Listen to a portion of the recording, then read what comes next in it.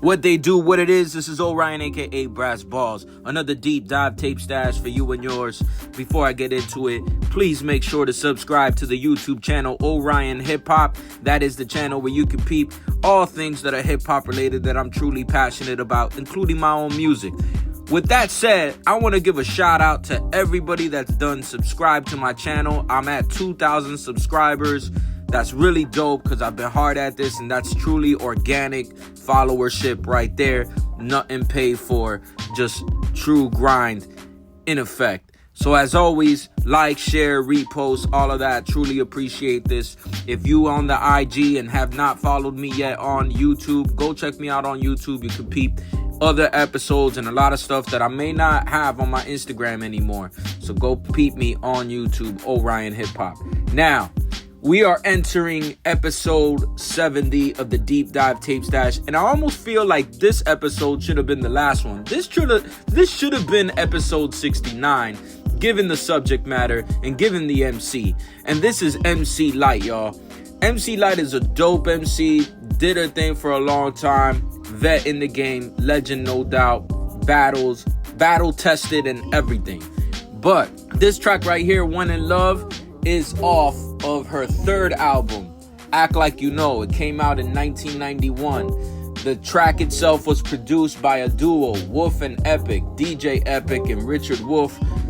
Them two dudes did a lot of production on this album of hers, Act Like You Know, including this track, One in Love. There's some other people that did tracks on here, Master T, as well as Audio 2. Her brother is Milk D. One in Love is a track that actually had a video for it. Pretty much of the time, very much of the time. People are dancing in the video, including MC LYTE, and they're doing that shuffle dancing that was like very popular in the early 90s. It's kind of like breakdancing kind of like took a backseat to shuffle dancing.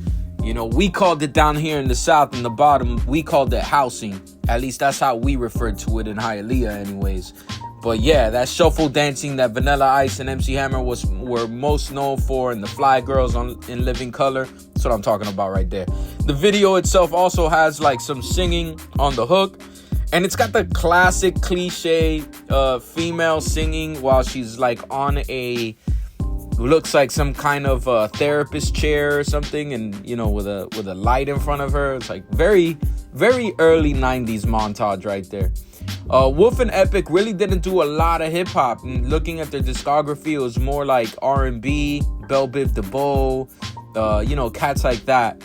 The album itself is cool for what it is of the time. The subject matter mostly on the album has to do with love, all kinds of shades and stuff of it.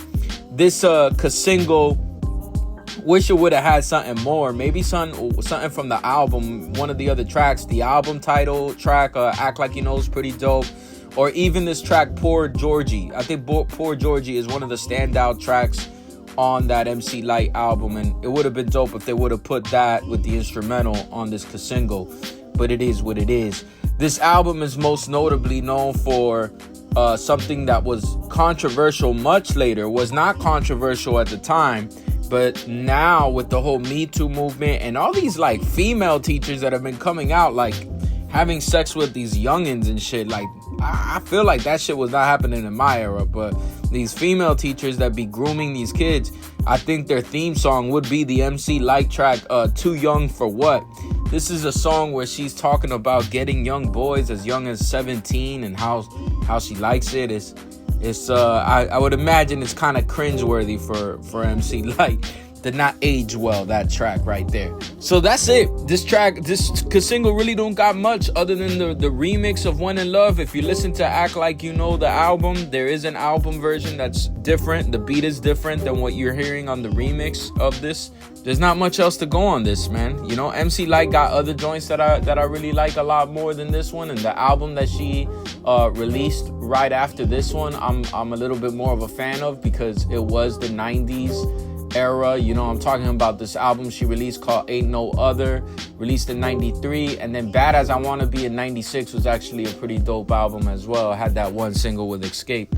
But yeah, this one's not really my cup of tea, but it is what it is. It might be yours, you know, especially if you from that era.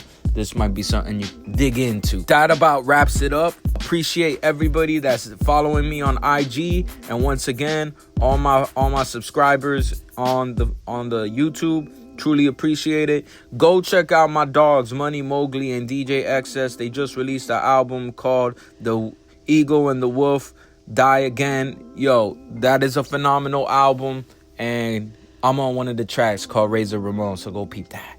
Peace.